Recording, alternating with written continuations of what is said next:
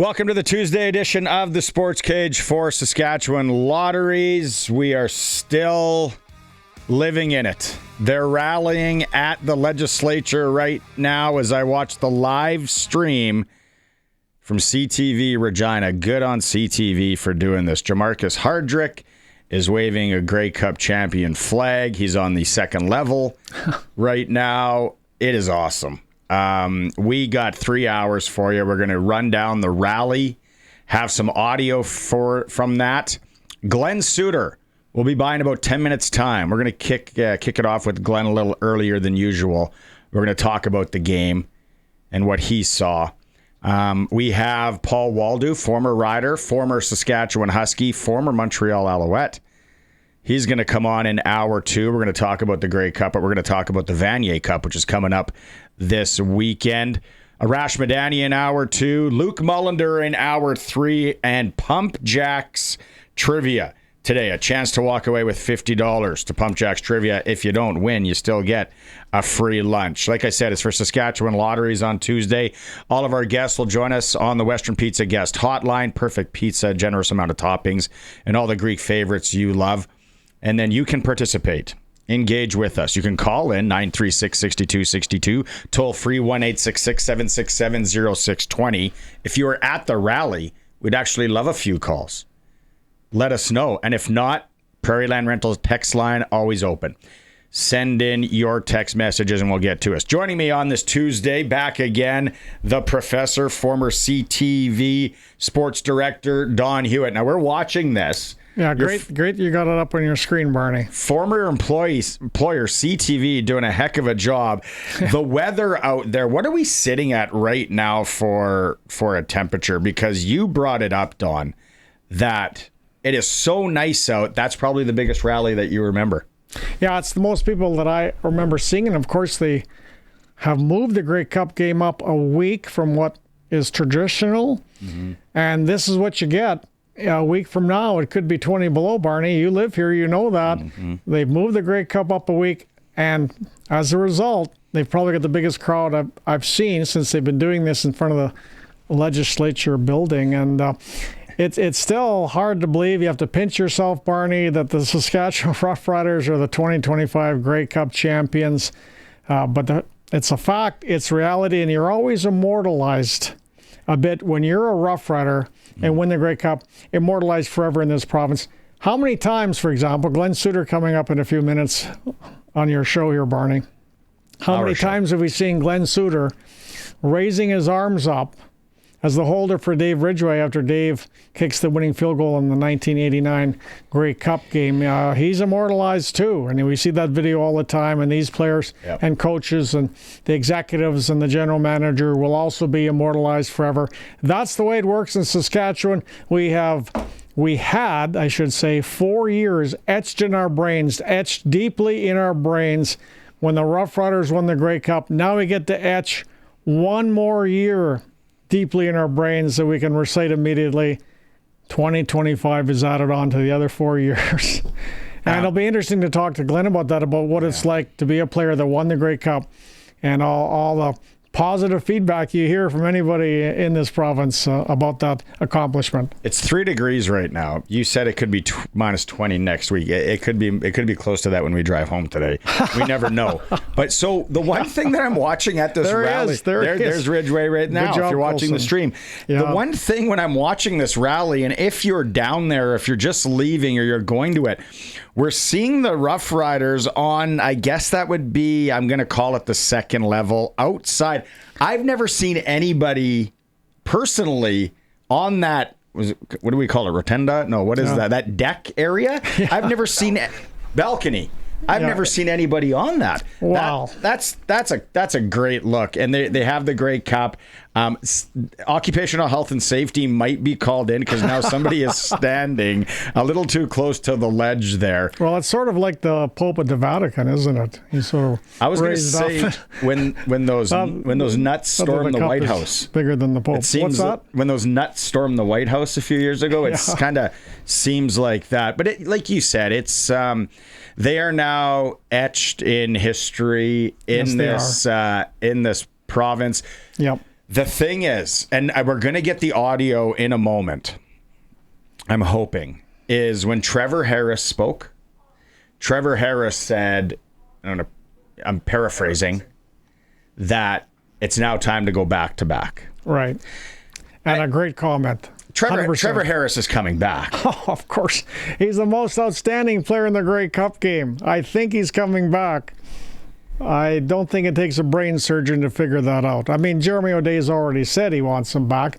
And you could tell in July, the way he was playing, that he's going to be back as a 40-year-old in Saskatchewan.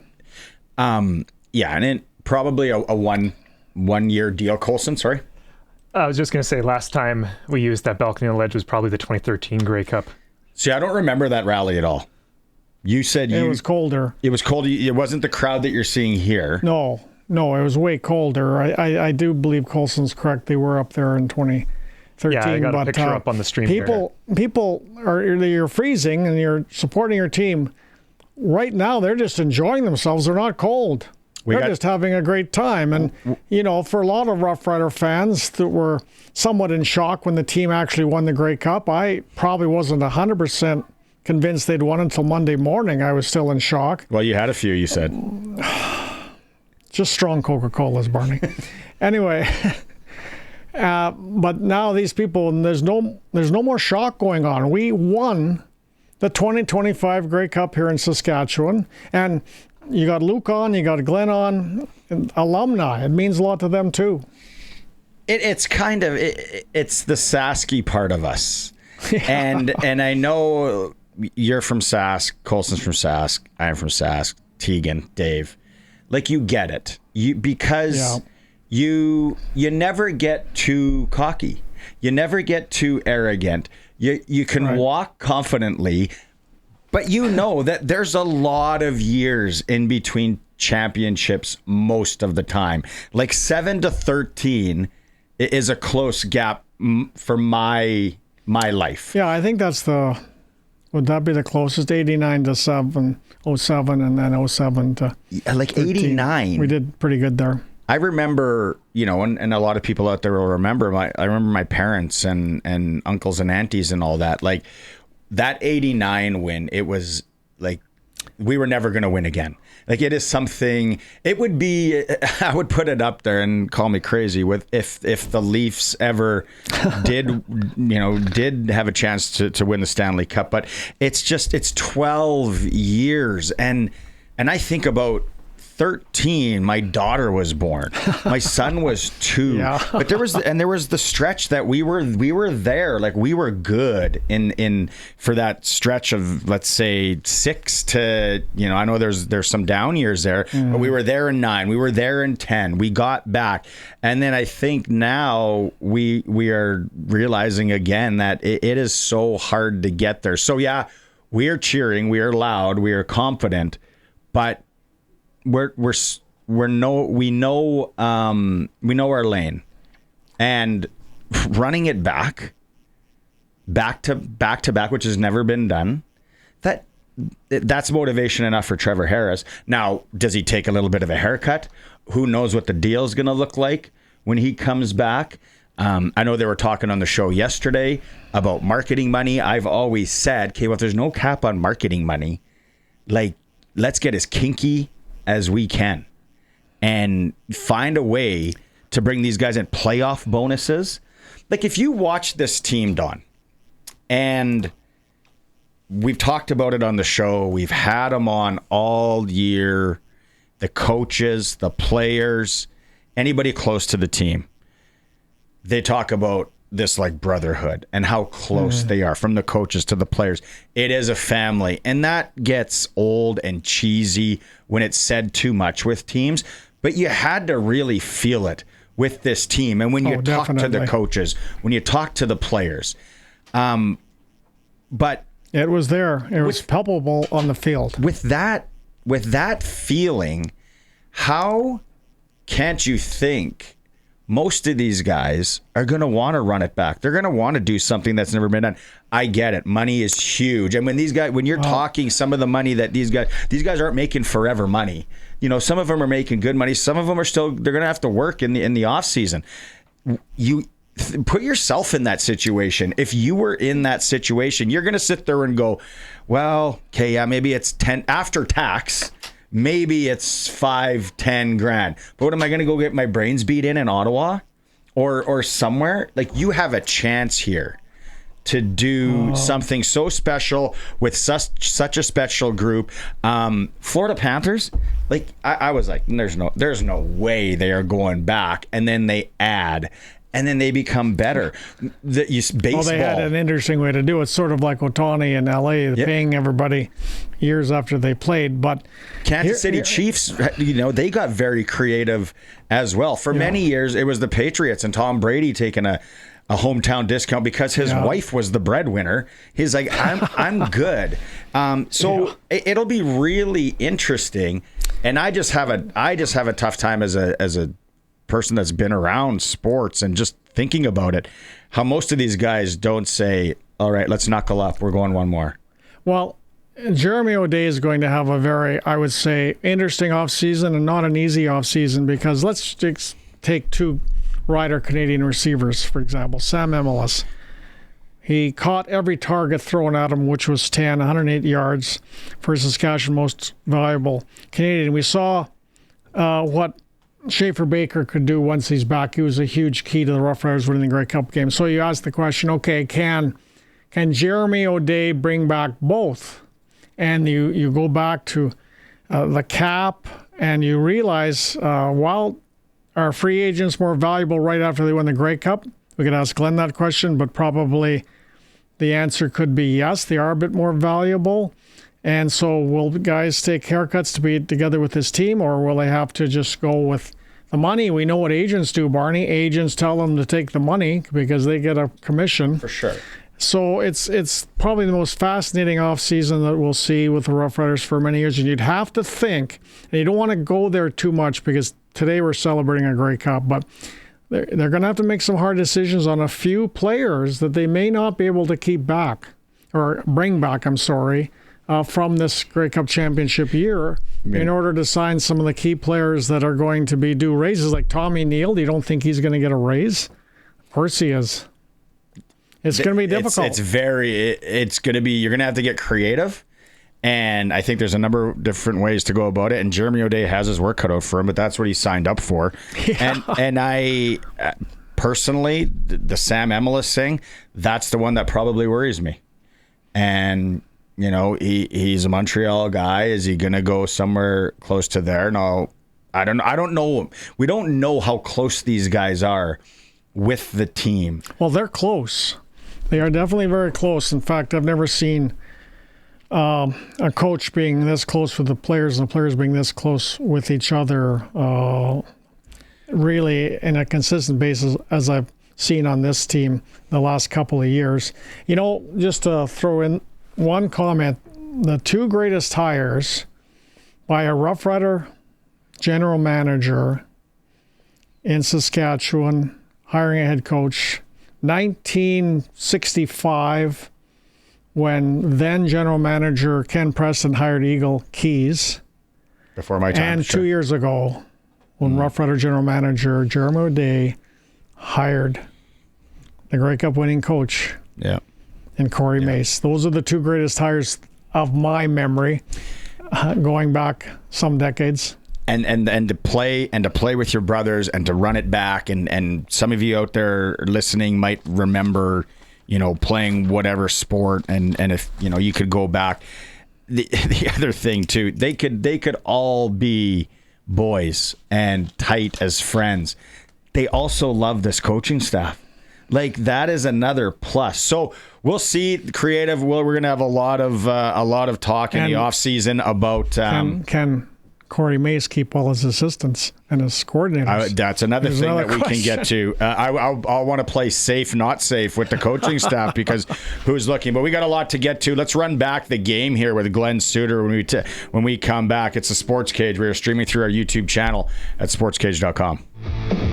Welcome back. There he is for Bronco Plumbing and Heating, Glen Suitor. He's back at home. Hey, you're not allowed to cheer. You're supposed to Rider be alumni. impartial. There he is. It's Glen. never. Yeah. You never forget being a Rough Rider. They are celebrating Glen at the Suitor. legislature. Don Hewitt says it's the largest rally that he can remember.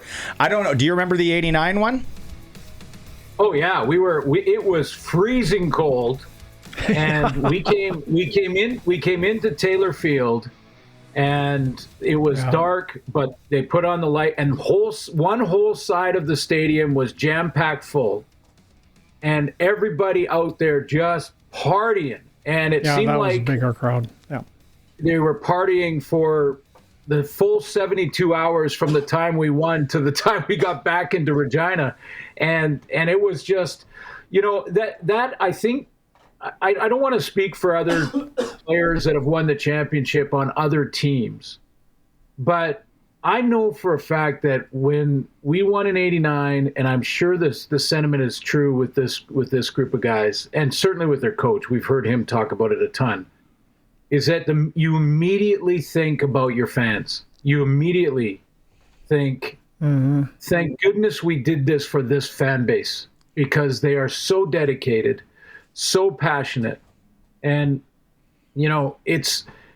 I'm not sure that happens in big markets and big cities and things like that. I know that everyone is grateful to their fans. They love it, and that's how they get paid, that kind of thing. But I think it's unique in Saskatchewan, because I know, sitting with Dave Ridgway or with Ray Elgart after the championship and just thinking, the fans, they so deserve this.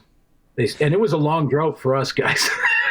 Yeah, we talked about that '89 one. Like I remember my parents and the people that were sitting in the rumpus room watching that game as we celebrated. Like they didn't think it was ever going to happen again. And you guys beating Edmonton, I remember that, right? Like that was special. Okay, let's get to the game, Glenn, because we haven't talked about the game yet, and I wanted to leave it for you.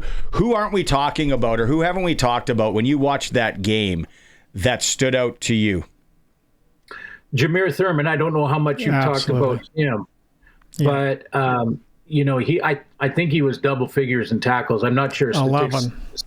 Yeah, 11. Okay, so he was in double figures, but it seemed to me that whenever we were looking to who made the play defensively, he was involved. His number was around. So, it's twofold for him. One is that, he was producing statistically, but also this is a guy that his teammates look up to. So his teammates are looking at him, and if he's not, overwhelmed by the stage, if he's not worried about, Davis Alexander making a play, if he's just in there saying, hey, we got this and let's go and all that stuff, you all feel better around him in the huddle. So I think he would be one. Tommy Neal again, some clutch catches, just, I heard you guys talking about Rays. We can get to that after, but I thought some key plays by him. You've talked at length about Sam. I know he had a great year, or great football game, but and it was a bit of an up and down game for Tavon Campbell, but he made the biggest play of the game, which turned out to be the biggest play of the season. Yeah, that's right. Which turned out to be a play that, as you mentioned, Don, will immortalize these guys forever in that province. And Tavon Campbell got beat a couple times, and that happens when you're in the secondary. That's part of the job. But what's most important is how you bounce back from it. Can you flush it? Can you get rid of it? And Tavon Campbell did that. He gave up a couple plays early in the game. He flushed it, didn't bother him, and he came back and made a couple big ones later. So I would definitely talk about him. And the other one, and I'm just happy for him, is Brett Lawther. And, I know there's fans that are probably still going, there was that miss, and that miss could have been ugly had they scored and got the 2-point convert to tie the game, But I'm just happy it didn't unfold like that for a great person, a real competitor. He had a very difficult year, one that he's going to feel bad about the year, but this makes it all go away, guys. So I'm really happy it turned out the way it did for Brett Lawther. Well, you talk about leadership, and you rightfully bring up Jameer Thurman. I thought it was the greatest linebacking performance in a Grey Cup game since Cleveland Van in '76, and Cleveland Van, ironically, had 11 tackles, lost the game, but still got the Most Valuable Defensive Player award. But when you take a look at leadership, so you want your middle linebacker, Glenn, I'm sure you'll agree, safety being maybe number 2, to be your leader on defense, and you want your quarterback to be the leader on offense, and they ticked both boxes. Now, I don't know, with Trevor Harris obviously on offense, I don't know how you guys mic the quarterback, whether it's just a really good parabolic mic or whether you actually had a mic on Trevor Harris. But on your broadcast, whoever was your audio operator did a great mix because we could really hear well Trevor Harris barking out the signals. And when you heard him barking out the signals right off the bat in that game on your broadcast, you just heard confidence and authority. He was ready to be the best quarterback in that game, and he was the best quarterback in that game. So you've got those two leaders, Thurman and Harris, who led those two sides of the ball and ended up winning the Grey Cup. Yeah, and we do have a mic for playoffs and for the Grey Cup on the quarterbacks. Okay. So we did that, but we didn't want it to be overwhelming either. So there's a balance to be had there, and that's the producer and director's job. But yeah, the quarterback gives you that belief. The quarterback gives you hope, and I was not surprised for a second to see how businesslike Trevor Harris was. I mean, breaks a record for completion percentage. That shouldn't surprise us. He's one of, if not the most accurate passer in the game's history. 23 of 27. Yeah. So, missed very few against. And guys, this is something that I've not heard in any of the post-game reports and wrap-ups or anything. That was the number 1 ranked defense in the league. A defense that confuses even veterans, a defense that creates turnovers, a defense that can be a nightmare to try to figure out who's coming, where's the pressure. And Noel Thorpe threw everything at him. He threw all his different looks. He threw show blitz.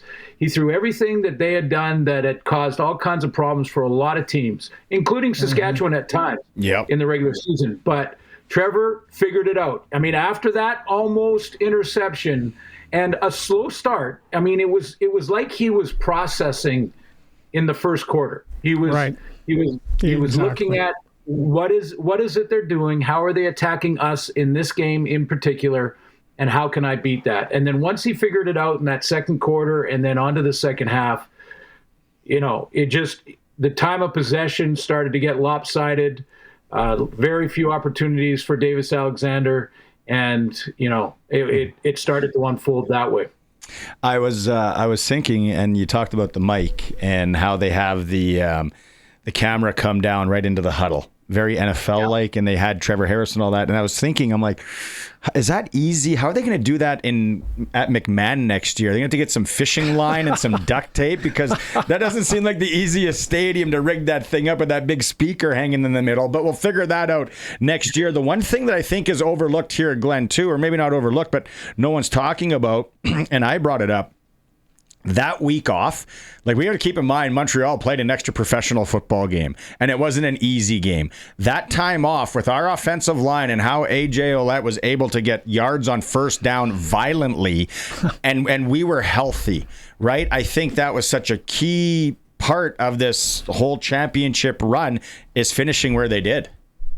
Yeah, it is. And let's remember this when next year in late October, if the Riders are in first again and they have a chance to rest some players and everyone's all concerned, if you rest a player, he's going to be rusty. And then come playoff time, when you kick it off again, he's going to be rusty. Let's just remember this. I'm big. I was on your side.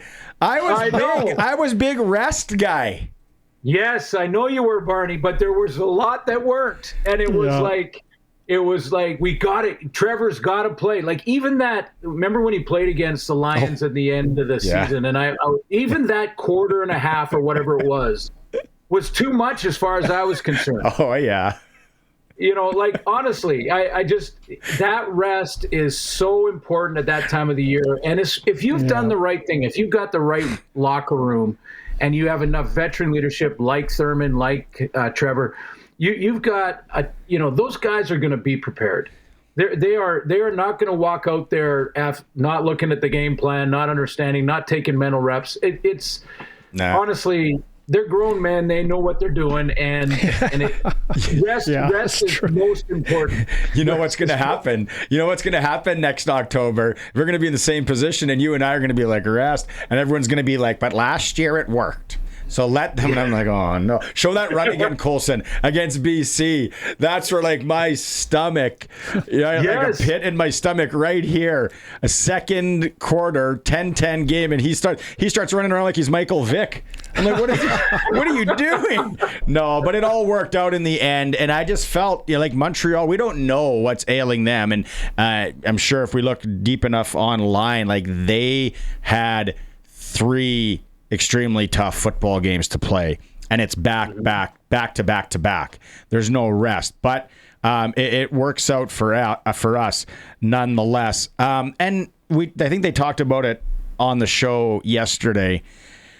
And it wasn't like a massive thing, but you kind of come out of that second half, which I thought, first off, I thought the halftime show was actually pretty good. Oh, it's tremendous. I was like, I don't know who this really good. I don't know who this guy is, but he should do Goo Goo Dolls and Green Day covers because he sounds great. His attire wasn't, I didn't think, the best, but whatever. It was good. And then it helped ratings. You guys have a great number for the whole game. Great, yeah. To have good ratings in this day and age when everyone's, cut the cord. Good job. But I was like, okay, second half, Montreal is going to try and get the momentum back. And then that kick return. Talk about, stepping a little bit on the throat with Mario Alfred's return. Yeah, again, we shouldn't be surprised. We've seen this guy do it a ton, and that was a team return too. By the way, yeah. Huge. We've seen Mario do that many times, and a lot of times he does it on his own, where he makes 4 or 5 guys miss and then takes off. But that was such a great wide field return. I mean, everybody on the teams there were in the right spot. It wasn't all like they were all blowing up their guy, but you don't have to. You just have to get the right angle, make sure you don't get a penalty. But there are 4 or 5 key blocks there taking guys out of their lanes, and Alfred doesn't really feel any type of pressure till he gets close to that sideline. And that was big. And here's one other thing before, we have to move on to another topic. With the game, you know how narratives live with you for a long time, positive or negative.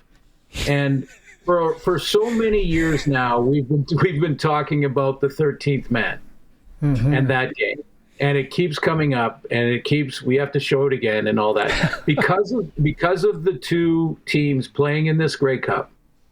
Back to that 13th man issue.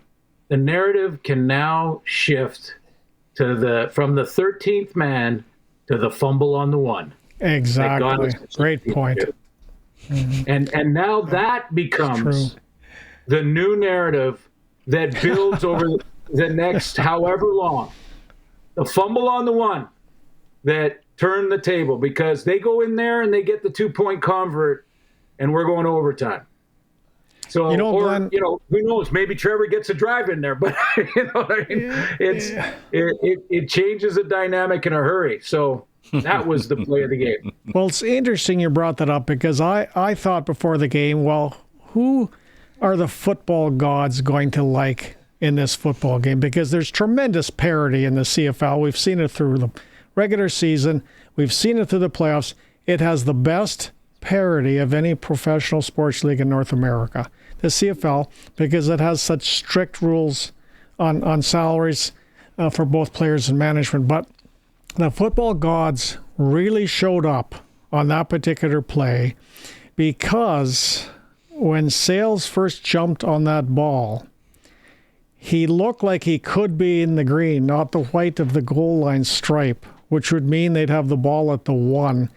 The ball sort of, and his momentum with the ball carried him onto the goal line, which meant it was a recovery in the end zone, and they would place the ball at the 30.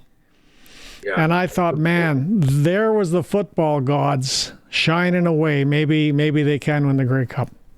Yeah, I would have even gone back further. If you believe in that sort of thing,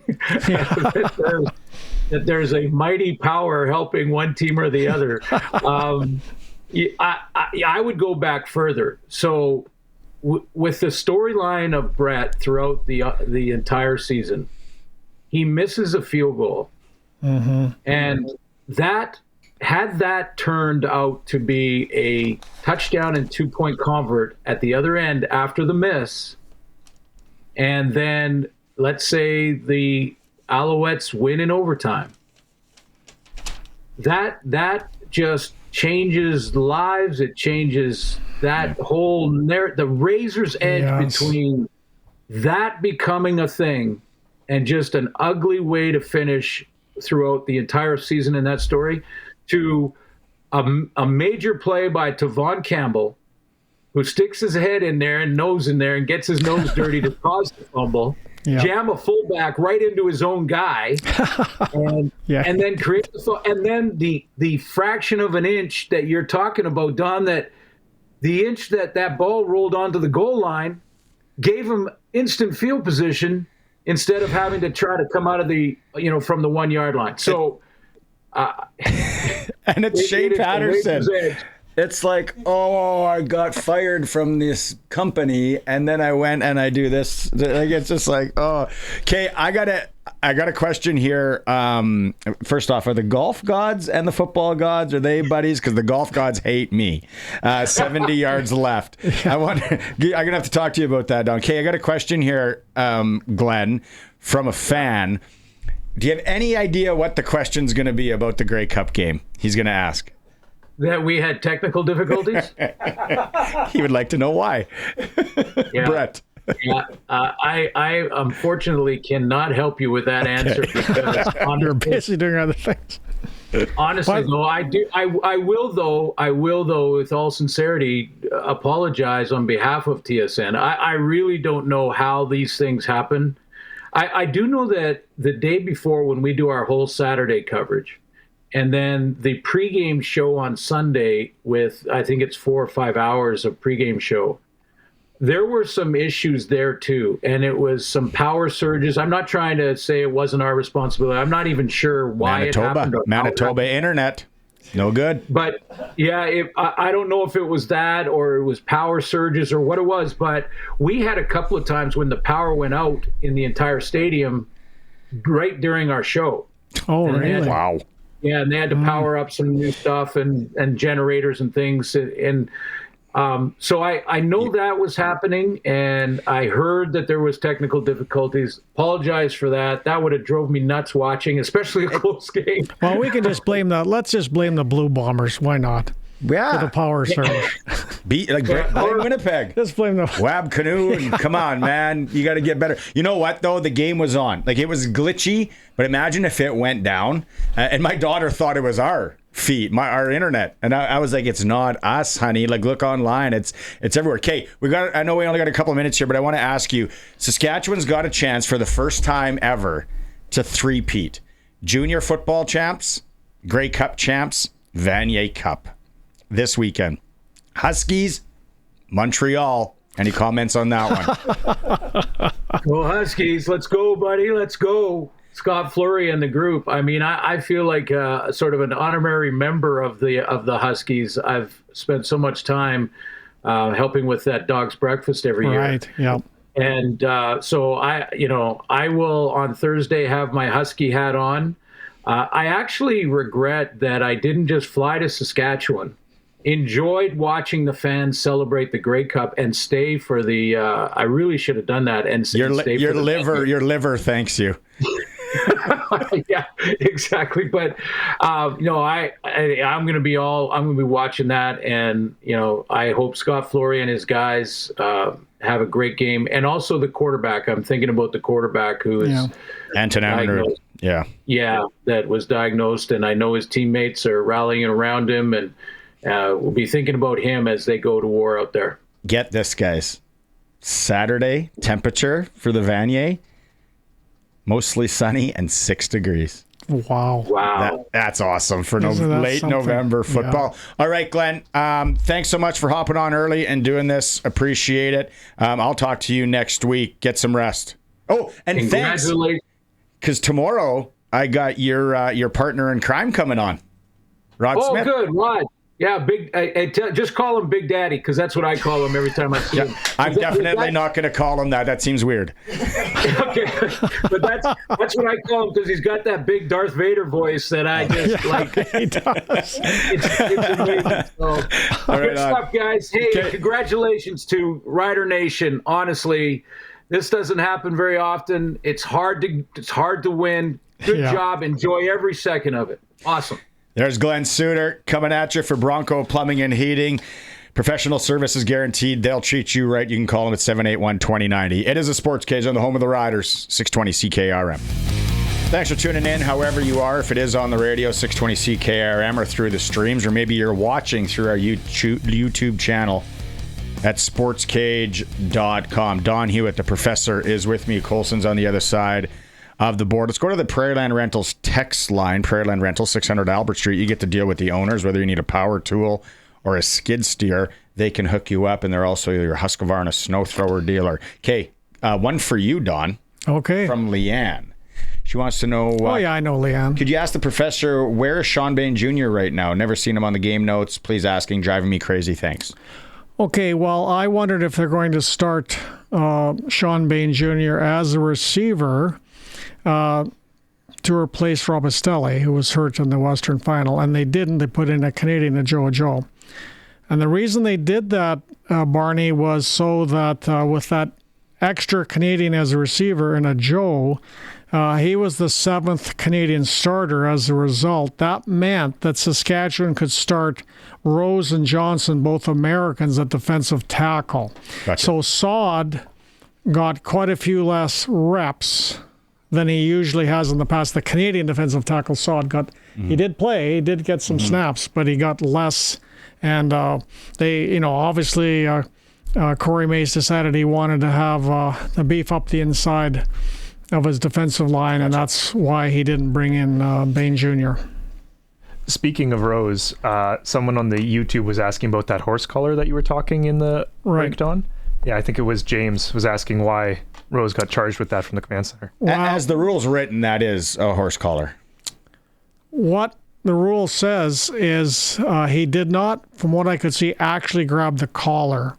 He grabbed just below the collar, and the CFL rule says you can also not take a player down by the nameplate area. So although he didn't grab, I didn't see the collar being grabbed, but I did see it being grabbed just underneath the collar on the nameplate. So unfortunately, it looked like the refs made it tick and tack. But as the rules written, it is.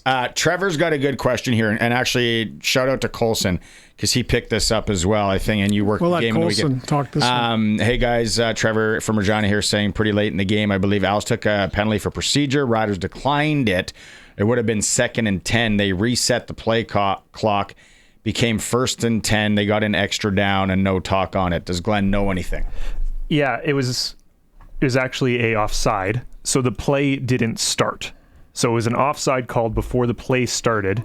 We declined it, which because the play start, there's no loss of down. And because we declined it, that means the clock runs. So that was Mace being like, the extra 5 yards isn't going to help us, but getting seconds off the clock, that's going to help us. And that good on you, because it took me a while to figure that out too. I'm like, the procedure, it's kind of like it never happened. And then we're eating the clock. Well, I mean, let's be honest. What we've seen of Corey Mace as the head coach, particularly this year, but he is a very good game manager from the sidelines. He doesn't make I can't think of a mistake he made all year not understanding the clock or understanding the rules. He's razor sharp, and that's why he's the head coach of the Grey Cup champions, Saskatchewan Roughriders. This could be text of the year or top 5 text of the year. We might have a prize for texter of the year as well coming up in December. Now, Joseph in Regina. He might be having a few at shots on 11th in Chamberlain right now. He sent us in a poem, a coach poem.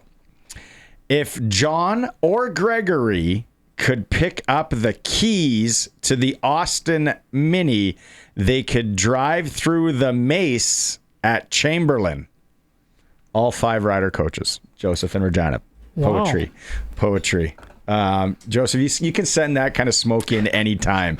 I don't mind. Some people will call it cheesy. I love it. Have you guys talked about the offensive line? It was loaded. AJ was able to run. Trevor Harris kept clean. I mentioned it with Glenn. I think the offensive line, AJ, and that week off. Well, yeah, that's right. And how many times have we seen line play win championships? Because I thought the Riders won both sides of the line of scrimmage. And you take a look at them winning the line of scrimmage on both ends. You take a look at 4-0 in turnovers for Saskatchewan. And you wonder, that score, that final score, a Rough Rider victory by 8 points, I believe flattered Montreal. Because in so many areas, including quarterback play, Saskatchewan were the better team, and it's to me it flattered Montreal to lose by 8. We got so much to get to here. Although the Riders, I guess they sort of had a turnover in 3rd and 2, didn't they, when they gambled late or early in the second quarter? But we challenged that, didn't we? But after that, though, that was the challenge for pass interference, though, wasn't it? I think it was a good play by the defense, though. It was a good play by the defensive back. But after that, after they gambled on that, Saskatchewan then, because they were so resilient, they scored 24 straight points after they didn't make that gamble. All right. That's how resilient they were. We're going to go to break here. Cody up in Leroy. I want to know if they're still buzzing up there. The Leroy Tavern tonight, still celebrating the win. It's a Sports Cage. We are streaming through our YouTube channel at sportscage.com. Some hockey in the area tonight. The Brandon Wheat Kings are in Moose Jaw to take on the Warriors. 7 p.m. puck drop in the SJHL. Weyburn is welcoming LaRange. Warman plays host to Flin Flon. Nipawins in Melville to take on the Millionaires. And Humboldt plays host to Kindersley. Some U15 AA action. Swift Currents at the Al Ritchie concession, hopefully open, taking on the Regina Monarchs at 7:45. National Hockey League Canadian teams. Toronto hosting St. Louis. Winnipeg welcomes Columbus. And the Calgary Flames take on Connor Bedard and the Chicago Blackhawks in hour 1. It's for the Bundle and Save event. Reliance Heath. Rent a new water heater and softener together and get $400 in cash back.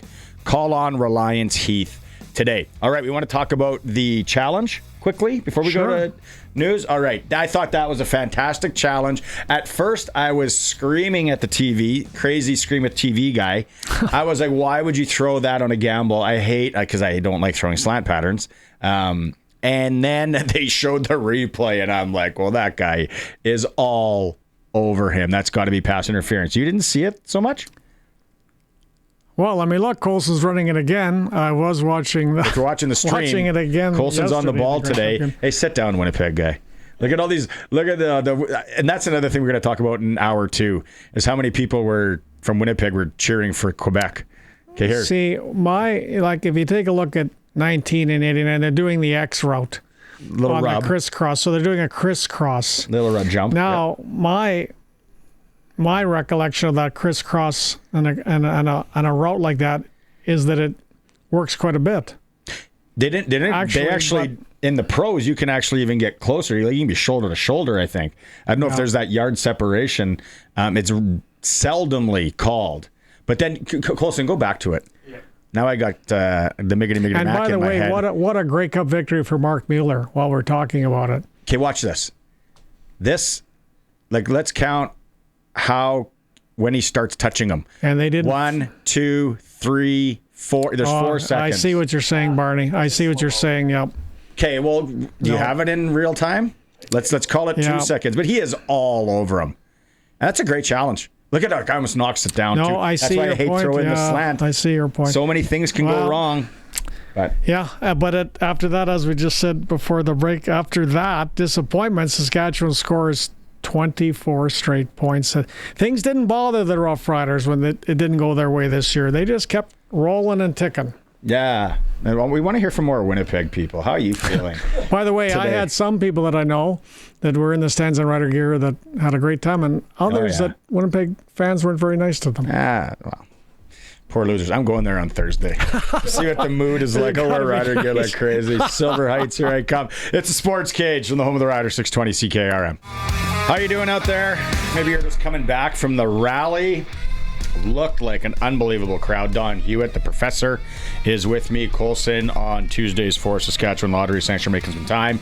The Prairie Land Rentals text line is a buzzsaw right now. Get in on it, 936-6262. Prairie Land Rentals, 600 Albert Street. We're hoping to be joined momentarily on the Western Pizza guest hotline by Paul Woldu, 3-time Grey Cup champ, former U of S Huskie, Saskatchewan Roughrider, and Montreal Alouette. We got a lot to talk about because it's the Vanier Cup coming up on Saturday. Now, I was having a debate, and this is kind of going to circle back to your comments that you got from Winnipeg. And I think somebody just sent in a text here, no name, but it says Section 233 had a mix both of Winnipeg cheering for both. Right. I saw some videos of Winnipeg fans going off on the Riders and draped in the Quebec flag and how much that hatred runs deep, which I appreciate. I get it. If you are gonna ride or die with your team and their biggest rival is coming into your place and you don't want any of that, okay, I'm totally fine with it. But you heard a couple of stories, and we all know it, of absolute just, I can't even say the word, buffoonery.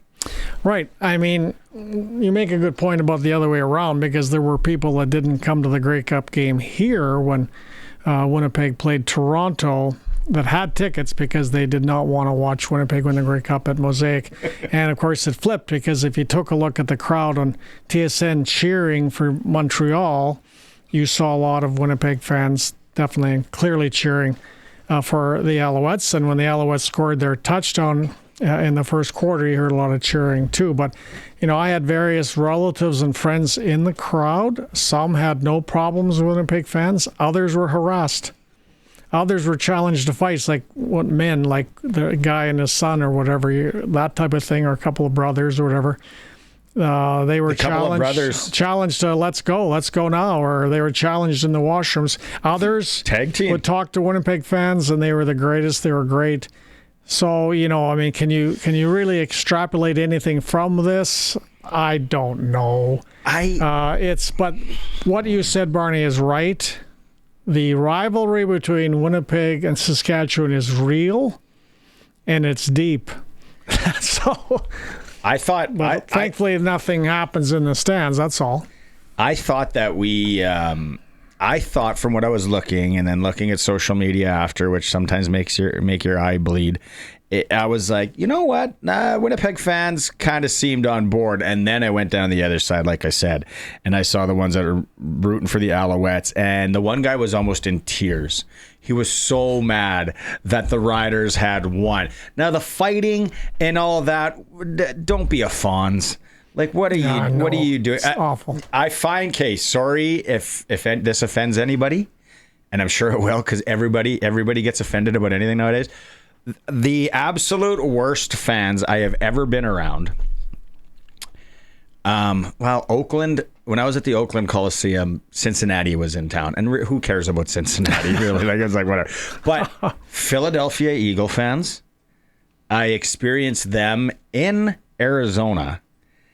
And their makeup of human beings, just absolute mutants, and how they were going through the tailgate and harassing and wanting to fight people that are sitting on loungers in plus 30-degree weather in Glendale, Arizona. It's like, get a life. Absolutely. Then second worst, hands down, went to the stadium, went to the old Candlestick Park, and then the new San Francisco ballpark. I couldn't believe how rude. And the same thing, San Francisco fans. Yeah, my wife and I have a story of San Francisco, and I'm just like, what? Well, and conversely, the most wonderful things about sports is, say you're watching a hockey game and there's two friends having a good time together, and one's got a Maple Leaf jersey on, the other's got a Montreal jersey on. And also, we saw pictures of people in pregame shows and whatnot of one with a Rider jersey, one with a Bomber jersey, and having some jokes and enjoying each other's company. That's the beauty of sports. That's the good thing about sports.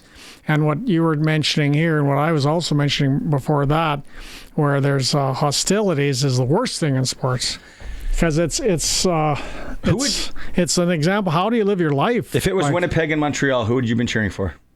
If it was Winnipeg and Montreal,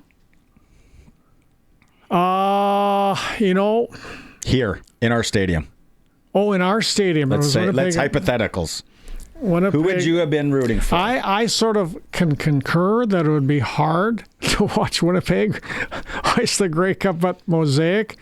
And I also don't think I'd cheer for Montreal either, and I likely wouldn't care that much, but it would bother me. I wouldn't watch Winnipeg hoist the cup at Mosaic. I would shut off the TV or I'd walk away. I wouldn't watch it, but I certainly wouldn't be. I would look coming up to anybody from Winnipeg and being upset. All I'd say is congratulations, your team won. That's all I'd say. I would be scraping the bottom of the barrel trying to find the 3 degrees of separation. Do I know anybody on either team? Like, I got to find, or if all else fails, it's whoever I would hammer on when it comes to Sprinkle Town. Whoever I'm gambling on, that's whoever. I get it. I get it. But the whole picking fights and trying to do that. And I'm sure that there were a lot of Rider fans that were rubbing it in people's faces as well. So let's look in the mirror a bit. Yeah, you have to put it in perspective. Like, I know a few players that have played for Mike O'Shea in Winnipeg who were sons, for example, of friends. I'll just put it this way, and that was Loeffler. I'm referring to my friend Jeff Loeffler, whose son Tyler Loeffler played safety for O'Shea. And Tyler said he was one of the best people he's ever met. That's what Tyler Loeffler said. And, but am I going to cheer for Jeremy O'Day against the Rough Riders, or for Mike O'Shea against the Rough Riders? No. But is Mike O'Shea a bad person? No. Tyler Loeffler told me he wasn't. So, but, it's how do you lead your life? It's sort of like road rage. People honking horns for no reason. Like, why live your life like that? I'm bad for road rage. Get out of the left lane. You should never be passed on the right side of the highway. If you're driving the number 11 right now and people are passing you on the right-hand side, you're doing it wrong. Back to the game. And I was wondering how this was going to play out, because early on, I thought, are they picking on Marcus Sayles here? Like that first interception, too. What a game he had. And then they went back to him. And I was like, okay. Wow, does he deserve a medal for 3 different points in that game? Number 1, of course, what you just talked about, the interception.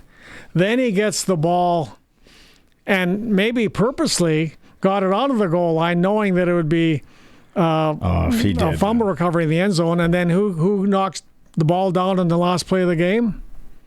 Marcus Sayles. Now, an interesting point about the Rough Riders and how they were, there was 2 Hail Marys actually like that in the game, one at the very end.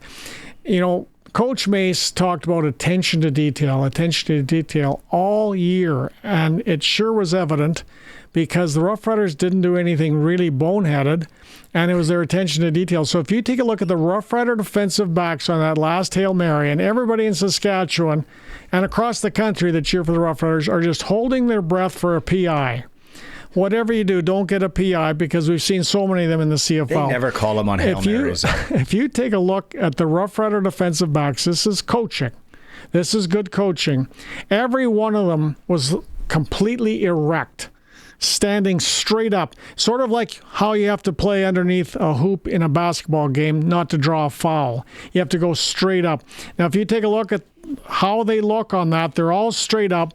making sure they don't go into any Montreal receivers. That's coaching. That's attention to detail. That's why one of the reasons why they won a Grey Cup, because of their attention to detail all season long. And communication. Like you could tell the communication. Okay, we'll get to more of that in a bit, but let's go out on the Western Pizza guest hotline right now. Western Pizza, perfect pizza, generous amount of toppings, and all the Greek favorites you love. Pick up some Western Pizza takeout tonight. Joining us, Paul Woldu. We teed it up. Paul, first off, let's get to that Grey Cup game. As a guy who's won three of them, Montreal and Saskatchewan. Was it ever a doubt that that thing was coming back to Regina for you watching that game?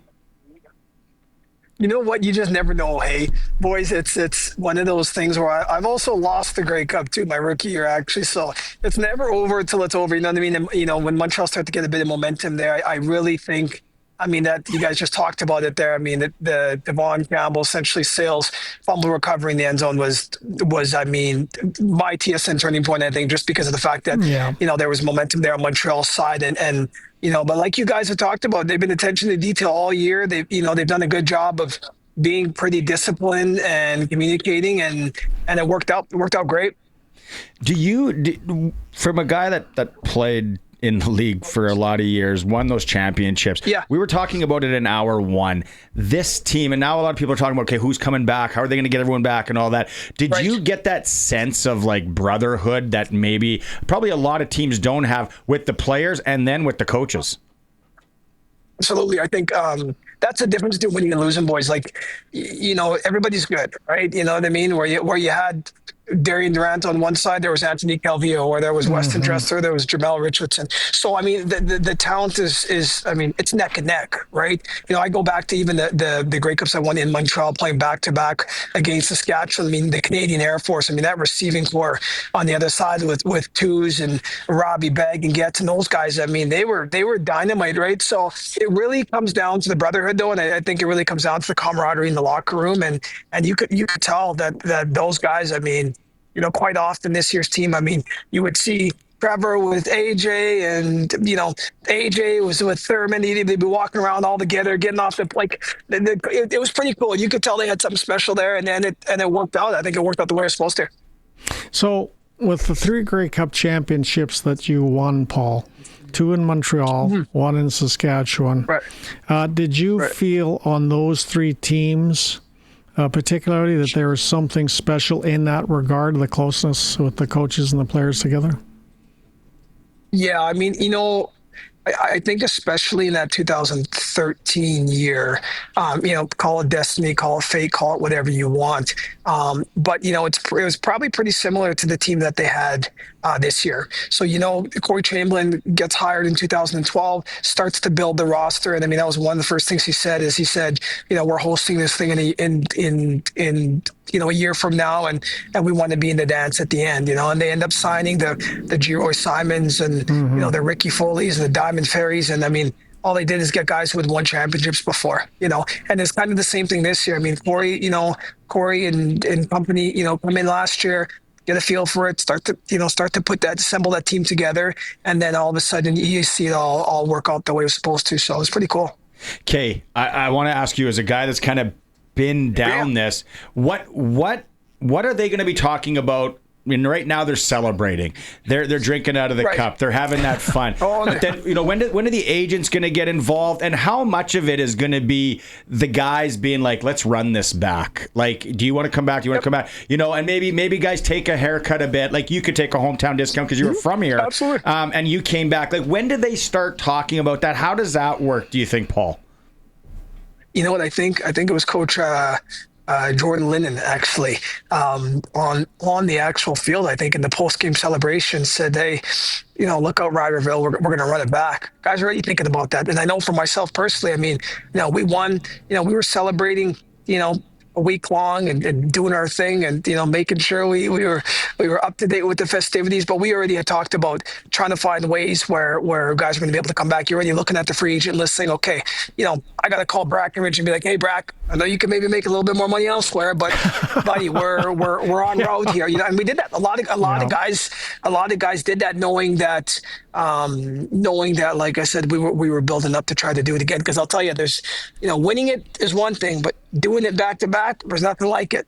So it's why you play the game. So I think it's something they're all going to be pretty motivated, and it's such a talented roster. Like you look around and with two receivers, your 1,000-yard receivers not playing, and then you still see they're able to just reload the chamber. It was no difference. When you take a look at you in particular, now you're of course coaching with the Huskies, but being from here, but winning 2 Grey Cups in Montreal. I'm Paul Woldu, and I'm sitting there watching the game on Sunday, and I played for the Montreal Alouettes. I have very good friends that played with me in Montreal. You have good friends still in Montreal. Great memories of 2 Grey Cups, and then of course great memories of 2013 here. Was there in any way sort of mixed feelings for somebody like you, or was it because you're from here, you're all green and white? How do you feel in as a man and a player that won Grey Cups in both teams?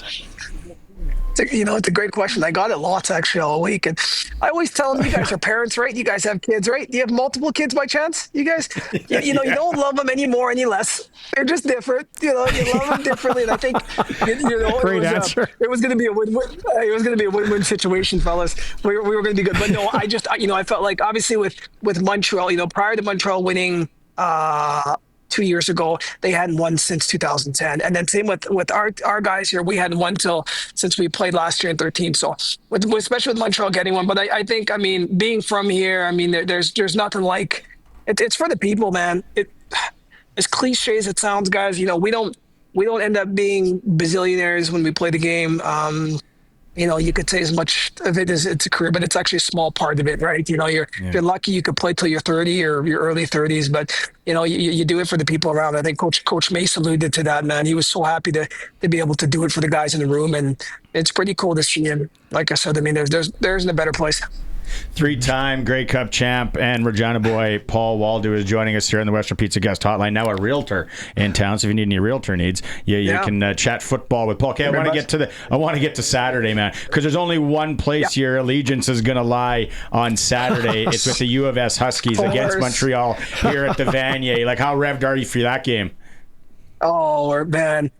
It's the CFL is a 9-team league, and it's different though. Like it's pretty similar, I think, in terms of like trying to get out of the West, for the love of God, like trying to get out of your conference. And it's the same thing here. It's a bloodbath all the way up until the last couple of games, and the same thing with us. And fun fact, boys, I just read this the other day. Actually, they said to have Montreal and the Riders playing the Grey Cup, and to have the University of Montreal and University of Saskatchewan Huskies play in the Vanier Cup, they said there was a 0.1% chance of that happening at the beginning of the year. Isn't that crazy? Really? Pretty wild. Wow. Pretty wild. 0.1.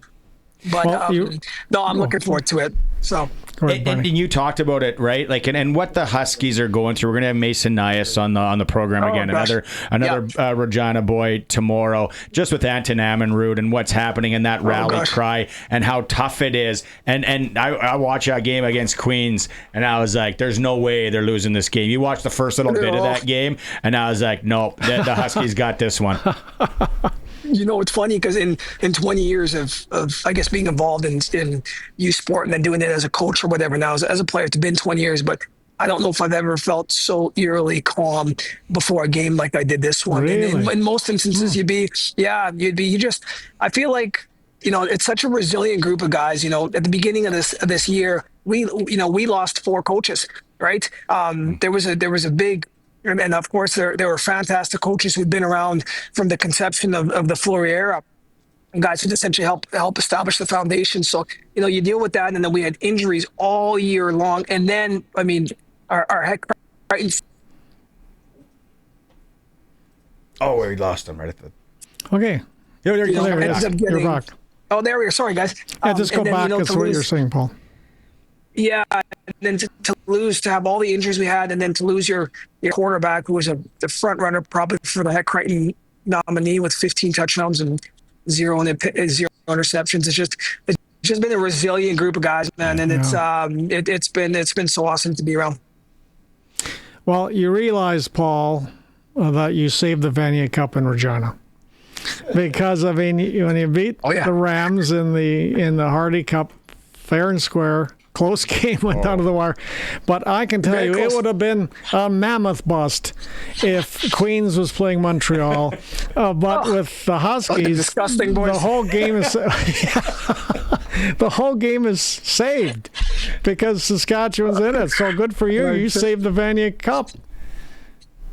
I appreciate you. You're good for the confidence. I tell you, we'll take the compliments. I mean, nobody wanted to watch a Quebec team and an Ontario team playing the Vanier Cup. So I hope we could be a consolation for the Regina gang. So you know, one thing I will ask you here as we let you go. And I get the allegiance to the Rams, and I get how people have that, and I'm from Saskatoon. I dropped out, but I was kind of a Husky a little bit, and then now I've been here my whole life, so I'm always rooting for both of them. People get out to this game and cheer for Saskatchewan, right, Paul? Yeah, and it's warm. Absolutely. I mean, at the end of the day, it's our province. We're here to protect our turf, right? And I mean, it's a pretty unique opportunity to have a Saskatchewan team playing after it not being in Saskatchewan for 20 years. Yeah, 2006. Gosh, so it's a pretty rare and special opportunity. So come on out. Pack the stands, and it'll be a good one, boys. The weather will be a little bit warmer than that one in Saskatoon. Yeah, no, Paul, you can be assured. That everybody from Regina and everybody going to the game, we're all cheering Huskies 100%. Paul, thanks so much. Thanks so much for hopping on today and doing this. We'll have to chat ball again. Best of luck, and I'm sure, like I said, he's a realtor. He's a realtor in town. Yeah. Yes. Okay. Good. There you go. Chat, talk real estate and football. Talk houses. That's right. Thank you so much. It's been a privilege, boys. Appreciate you guys. Take care. See ya. Paul Woldu. Bye-bye. Great guy. And that family's got an amazing story. Paul is so well spoken. Yeah. He could easily be a broadcaster. He is very good. I guess that's why he's a good realtor too. And he talked about when the Riders got all these guys for that run, he kind of left himself out. He was one of the guys that they plucked him from Montreal and said, "Hey, why don't you come over here and try and win a championship at home?" That was 13 was so special. The 2025 is what we're talking about now. All right, Arash Madani's coming up in a bit. We have Clutch Performer, Sprinkle of the Day, so much more. Hour 3, Luke Mullender. He's recovered. Actually, that's where I want to talk about, Luke, about the genesis of this Grey Cup and where it all started. Let's go. Because it was a few years ago. The professor's sticking with me here. It's the Sports Cage, streaming through our YouTube channel, sportscage.com. So many Clutch Performers we could go to from the Riders, from the game, from the rally today. Do you have anything that stands out from the game? Yeah, I'd say the Roughriders 3 for 3 in the red zone in the Grey Cup game. They were opportunists when they got into the red zone. They cashed in. So that was a clutch performer. Another clutch performer, I thought, was CFL Commissioner Stuart Johnson. Johnson in his State of the Union address for the CFL. This may create some controversy in the airwaves. For sure. But I thought it was a great State of the Union address.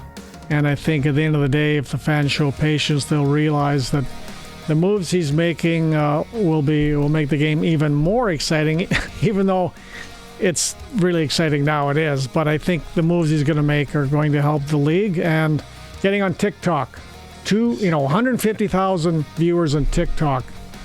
That's a big stride up for the CFL to have that, and that's because of the commissioner, Stuart Johnston. We talked about viewership up for the Grey Cup game. Yes. That's having Saskatchewan in it, and like people from all over from Sasky that have moved away. So those are going. Absolutely. My clutch performance, more of a shout out.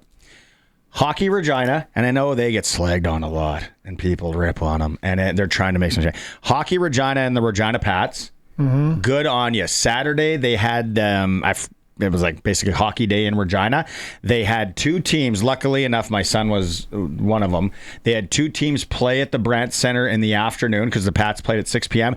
and they gave them the music, the scoreboard with the video. Oh, really? It was the full experience, basically, of a Pats game, announcers and everything. And I just thought that cool. was so well done and put together. And unfortunately, you can't do it for more than 2, 3 teams or 4 teams, I guess, in 2 games. But just really well done. Hopefully they do it again next year and continue it. So Hockey Regina and the Regina Pats, good on ya. Okay, Arash Madani is standing by. You got any questions for Arash on the game? I see the Prairie Land Rentals text line has a few here to get to. We'll be right back with Arash on 620 CKRM. It is Brian Gawley and Arash Madani time. Ooh, you wore a sport coat for the affair. Thank you very much. You're Grey Cup champions once every 12 years. I figured I'd address that. Arash, you're making the 2 of us look really bad because you're looking dapper. And you're coming to town. You're coming to town this weekend. Kate, can I start with this audio? Oh, we can't hear you. Your mic's off. Oh, he's good. Okay. Go ahead, Arash. Can you hear me? Dark green jacket? Yeah. Can you're we looking good. Can we start with this audio from the parade and then we can dissect it? Are you cool with that? Let's do it. From the rally. Here we go.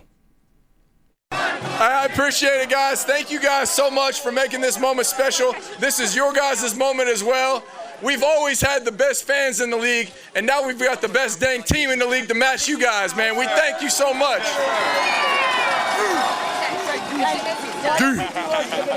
And it's been awesome. This is our 5th title, but something we've never done is go back-to-back. So let's go ahead and start talking about that. Yes, sir. Let's run it back next year and go get it done, man. We got the best coach in the league, and we're going to have the best team in the league next year, man. We love y'all, and this is for Rider Nation. Well, it's our time.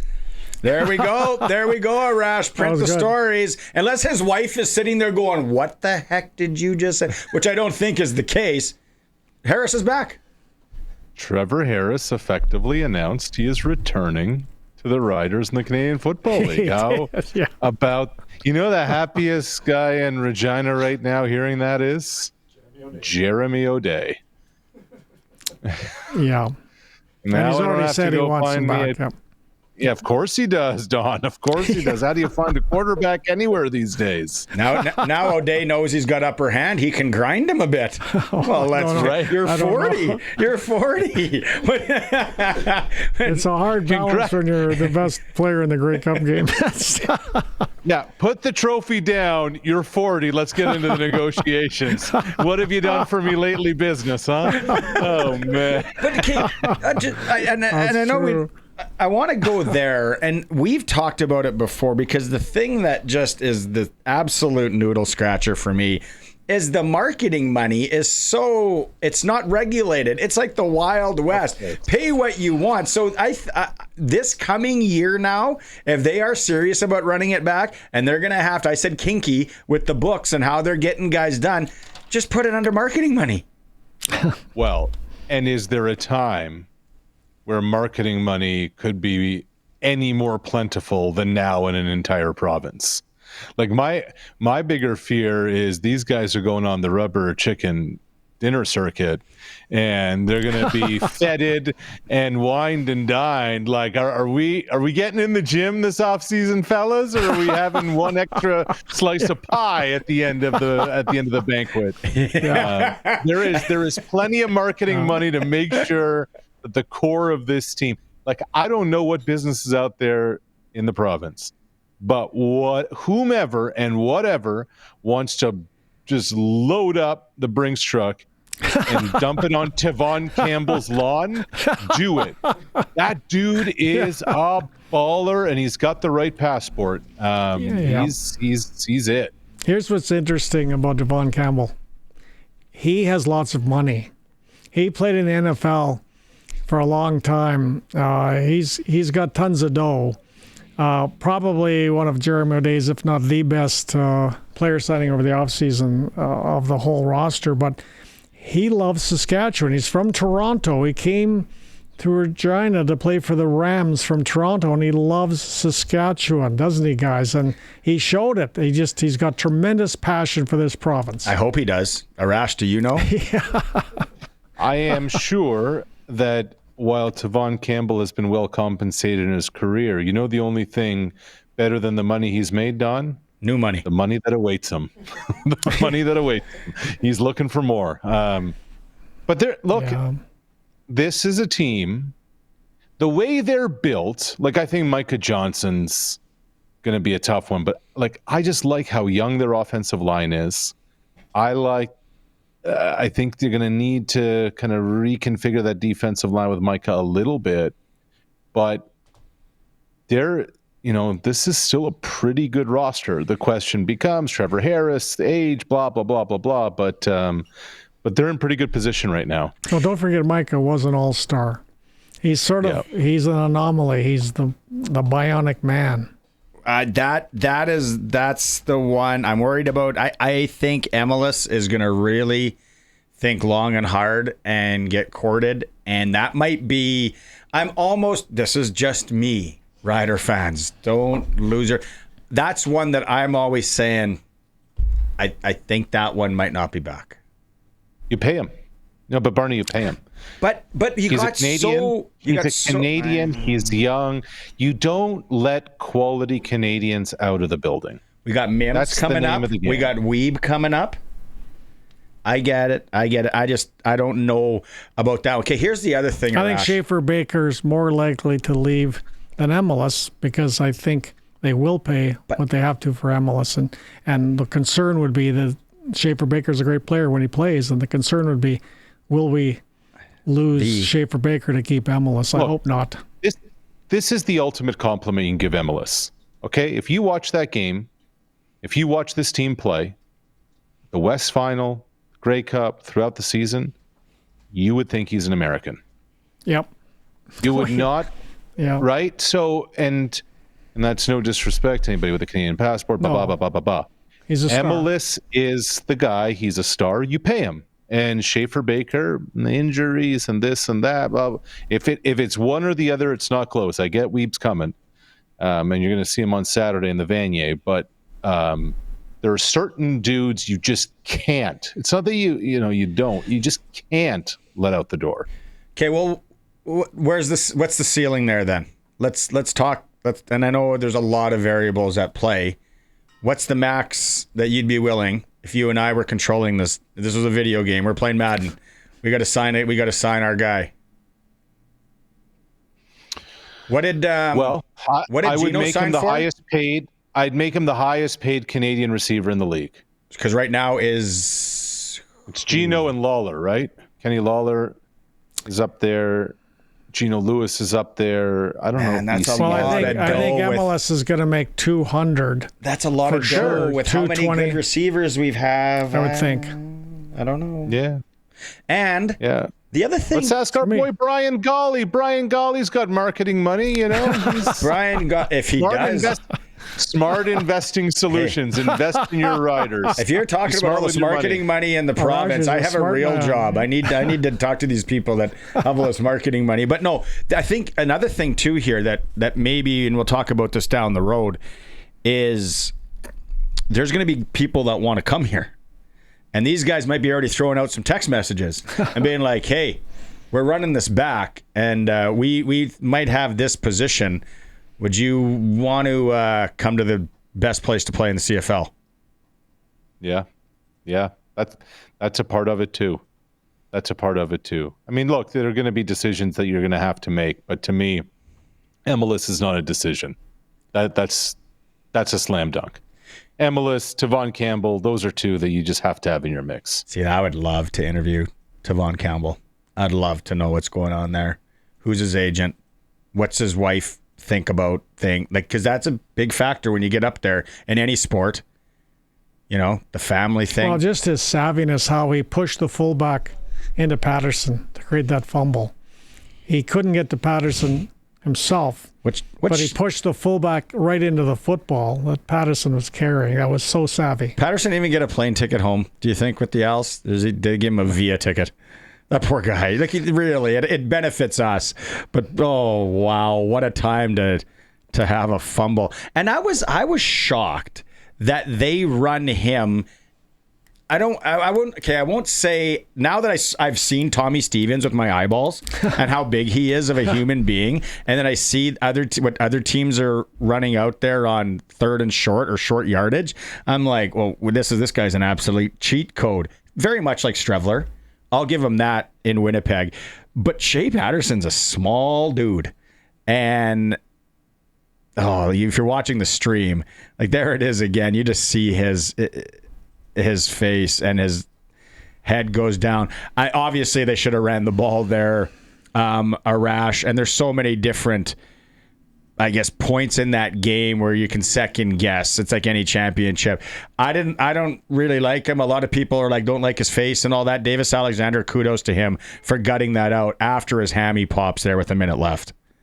Well, I hear what you're saying, Barney. 5, 6, 7, 8 minutes gone by in the third quarter. I'm like, they got to bring MBT in. Really? He was I'm sorry, he couldn't step into throws. He was underthrowing balls. As the game went on, he was becoming less and less effective. After the hamstring issue, holy smoke! And then you need a Hail Mary to boot, etc. I thought Jason Moss earlier in the game needed to go with McLeod Bethel Thompson. I get Davis Alexander's your guy. I get he's brought you this far. How many points did they put up in that football game? Like, as a coach, the eyeball test. This is a Montreal offense. When Alexander is rolling, they score. They move the football. They're efficient. They were none of the above in this football game. And he may be your starting quarterback, but if he's ineffective, if he can't get it done because of a health issue, your job is to put your football team in the best position to win. And I don't think Jason Moss did that on Sunday night.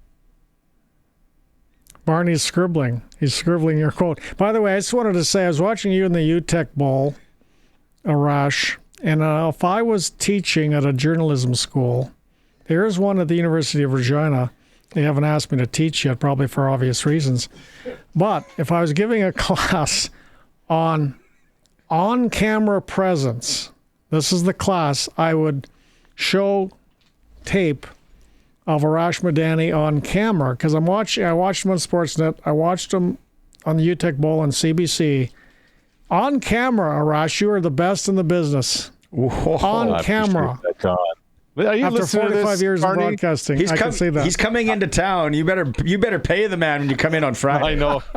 Yeah, Don's no fool. He knows who's coming to town. I appreciate that, Don. That means a lot. It was a blast getting to call the football game. And Vanier Cup this Friday in Regina. I think it's going to be a blast on Saturday afternoon, by the way, guys. Like, you have the Huskies coming in. There'll be a bunch of green.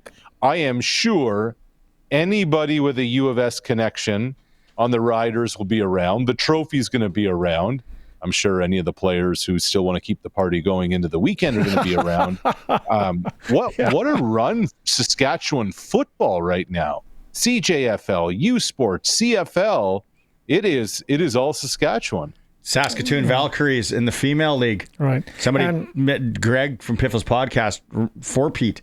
Saski's going for 4 championships. And minor football's exploded. Since 2005, minor football participation has exploded in Saskatchewan. I believe there's 5,000 minor football players in Saskatchewan in 2005, and now it's either 20 or 25,000. If we weren't so psycho as parents, me included, and your kids had to choose hockey, football, baseball, basketball, nowadays, if it was like back in the day, kids should be able to play whatever sports they want. But now it's a full year around the clock. You got to play spring hockey. You got to play fall baseball. Is there anything stupider? Is there honestly anything stupider for these meathead coaches who declare this for like 9-year-olds? I just want to say this, okay? There's a dude down in Texas who was a middle infielder in high school.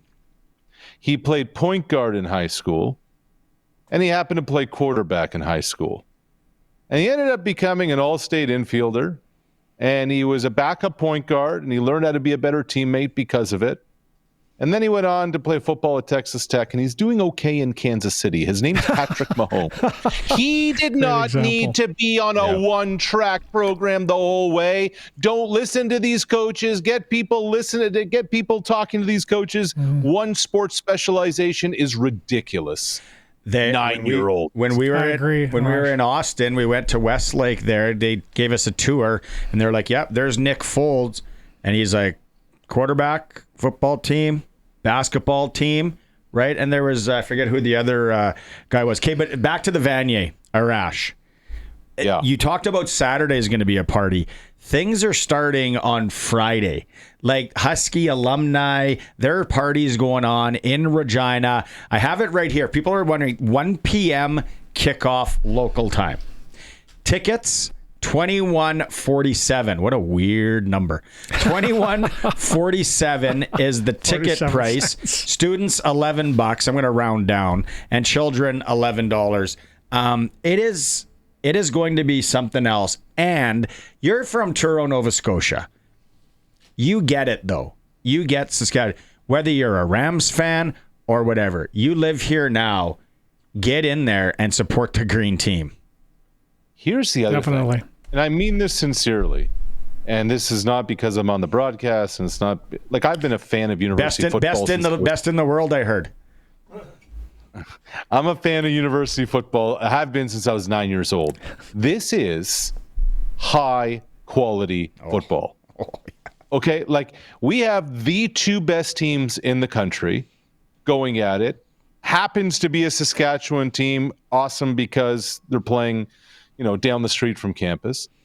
You have University of Montreal that just won the Vanier Cup 2 years ago. They knocked off Laval again to get here. And like Saskatchewan, so many good stories on this team. So many Rider draft picks on this team. I've been digging into these storylines. The Huskies, they are homegrown players. They went out a couple of years ago and decided we just need to emphasize defensive line recruiting. We need to win at the point of attack. They're going to go 7, 8 D linemen deep to make sure they're going to be fresh. There's an offensive guard, guys. The left guard from Montreal looks like Penny Sewell. And I'm not even kidding. He's just a monster. This is going to be a high-quality football game on Saturday. The two best teams in the country. And to boot, all through a celebration of football with the Grey Cup hoopla and the rest. I can't wait. I can't wait to get down there. It's a full week bender. Yeah. And you've got... Why not? The starting quarterback for the Huskies to start the season. He looks like he's going to the Heck Crichton. He really does. Then he gets cancer, and you've got the backup. Now, that's a storyline, and they get to the Vanier Cup with their backup quarterback. They get to Jake Farrell's his name. So Anton Ammonrud starts the first 5 weeks of the season. Best quarterback in the country. He gets sick. He's started his treatments. He's hoping to get down to Regina. We'll see if the docs give him a clean bill of health. But then Jake Farrell takes over, guys. Has not lost a game for the Huskies since. Okay, we're up against the clock, and Nick and Weeb's the best receiver. We just had that on the YouTube chat. Yeah. That is true. Okay, Arash, I'm on assignment. I got to go to Winnipeg. They're getting me to go make sure things are all buttoned up after the Riders won, so I won't be here on Thursday and Friday. Have a great call. You are one of the best in the business. I'll say one of. Thank you. I don't want to offend anybody else. You know I love you. Can I just say one thing? Yeah. Can I just say one thing? Through the summer and the early fall, everybody was calling for Brett Lauther's head. And it made me very happy for Brett to see him on top of that stage with the confetti going, lifting that trophy. He's now a father. He's now a Grey Cup champion. Congrats to Brett. Congrats to the Riders. Good way to end it. Thanks, Arash. Have fun in town this weekend. You can stay at my basement. Arash Madani. Thanks, guys. Mrs. S will be there. She'll cook. She cooks great. Yeah, the daughter of Mrs. S will be there. Yeah, no. I'll bring the red wine. Arash Madani, Coast to Coast, brought to you by Brian Gawley, Smart Investing Solutions. Be smart with your money. Call Brian 546-2533. You're up against the clock. Break time. It's a Sports Cage on 620 CKRM. Some hockey in and around Regina tonight. Brandon's in Moose Jaw. WHL 7 p.m. in Weyburn. LaRange is in town. Flin Flon travels to Warman, Nipawins in Melville, Kindersley and Humboldt in the SJHL National Hockey League. Leafs are home to St. Louis. Winnipeg welcomes Columbus, and Calgary travels to Chicago. It's for the home of the price match guarantee. Extreme Hockey and Sport in Regina. You find a cheaper price, they'll match it. Umbrella Marketing in the basement. They can hook you up with whatever you need. They are local. They support local. Extreme Hockey and Sport. Hour 3 is going to start with our man Luke Mullender. It's a Sports Cage on the home of the Riders, 620 CKRM. For Saskatchewan Lotteries, if you've missed any of it, go back and listen to it in podcast form. However you listen to podcasts, it's a lot of fun. We started with Glen Suitor. We're going to actually play Glen Suitor again here in this hour. Outstanding interview. Yeah, it's great. We look back at the game. We talk about he remembers his rally when they won it. Then Paul Woldu in hour 2, former Rider, former Saskatchewan Huskie, and former Alouette. Good conversation with him. Arash Madani also. You can go back and listen to it. You can watch it on YouTube as well. You heard the professor is with me, former CTV sports director, Don Hewitt. Colson's got things on the board. The rally and the parade today, we started talking about it. Good job on CTV for streaming it. So we had a chance to kind of watch it as we started the show here. You said you think it's the biggest one that you remember. Well, the biggest one in front of the legislature for sure. I do remember there was a lot at the old stadium in '89, but in front of the ledge, that was the biggest crowd, and it was a week earlier than normal, and it was warmer, and everybody came out. It was great. And the speeches were great. I wonder how many people it'd be hard to ballpark, I guess. We're down there. I know some people texted in. Even on the Green Mile. I went down to the Green Mile after the game with my wife and celebrated, and it was hard. It's hard to guesstimate how many people were there at the time. If you were at the rally, Prairie Land Rentals text line 936-6262. Let us know what it was like. Some of the speeches were great. Who do we got, Colson? Who are we going to start with? And you were watching. We had video as well. Logan Furland, the local boy. Let's hear from him. Logan, they say dreams come true when you win a Grey Cup in Saskatchewan. How so? Dreams really do come true. A lot of manifesting, a lot of hard work. Just couldn't be happier for Rider Nation and our team. You've got the speaker's hat from the legislature. Should we be concerned? Nothing to be concerned about. I can hardly read. You're golden. Tell me, lastly, when you look out at this crowd, what's going through your mind, man? This is so much more than I even expected. Just feeling Rider Nation come out. Just so excited for the province. Can't wait to get to small towns and really celebrate this. Guy's a party. Good. Well, he was warm. He didn't have anything under his jacket, but it's funny how these players can stay warm, and once they win a Grey Cup. It's a warmer winter, all winter in Saskatchewan when the Riders are defending champions. Let me know when you got the next one, Colson, and who it is. But it's just the one thing to it in hour 1, we're watching the game and the post game, and how many people were in tears. Yeah, and we get it. In Sasky, it's like, oh, the Riders are a big deal. We bleed green, and I always tell people that aren't from here that I know, or when I lived in the States and all that. It's like Rough Riders, farming, Rough Riders, 2 biggest things in the province. But it like 12 years is a long time in between championships, and we talked about with Glen. And you're going to hear it again. That '89. Felt like an eternity for so many people. I was 12 years old, but I remember my parents and my uncles and aunties, and we were in a rumpus room, that musty smell, and we watched them win, and it was on like a tube TV, and pick-a-pops flying everywhere. But it means so much. And then there was the people, and good on everybody that made the last-minute decision to go. And lots did. Just the Saturday morning. Parents with kids, and that memory that they'll have. Oh, forever. Going today, you mean? No, today, but I'm talking about the game. That's right. And on social media, I know so many people that said, no, you know what? We loaded up in Saskatoon, or we loaded up in Blaine Lake, or we loaded up and we went. And I'm just like, good on ya. Now, if you didn't hear, what do we got? Can we play the Harris, Colson? Okay, let's play the audio, though, because this is the clip of the day right here. Trevor Harris at the rally basically says you can keep buying Harris jerseys. I appreciate it, guys. Thank you guys so much for making this moment special. This is your guys' moment as well. We've always had the best fans in the league, and now we've got the best dang team in the league to match you guys, man. We thank you so much.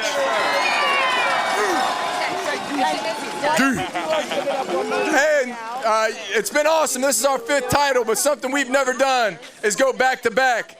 So let's go ahead and start talking about that. Yes, sir. Let's run it back next year and go get it done, man. We got the best coach in the league, and we're going to have the best team in the league next year, man.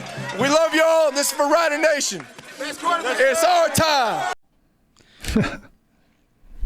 I think to your point about the tears, Barney, and being in the stands in 2013, I saw a lot of tears too.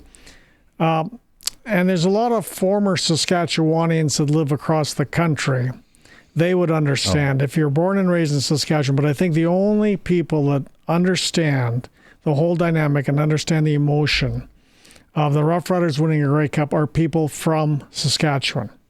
They may live elsewhere now. They understand. Those of us that are still here, we understand. But people don't get it. If you're not from Saskatchewan, they don't really understand what it means. And there's great fans from from different teams across the country, but I don't think any team brings out the emotion in their fans or the love that the fans have for that team than the Roughriders. And that's why the Roughriders will always be my favorite team in all of sports by a mile. That's the way it is here. I would say, and before you lambaste me, Winnipeg is a close second. Yep. And it's, I don't know, the province of Winnipeg is so different than Saskatchewan in the way, and I just look at, of course, because I'm tied to it with the pod, like senior hockey.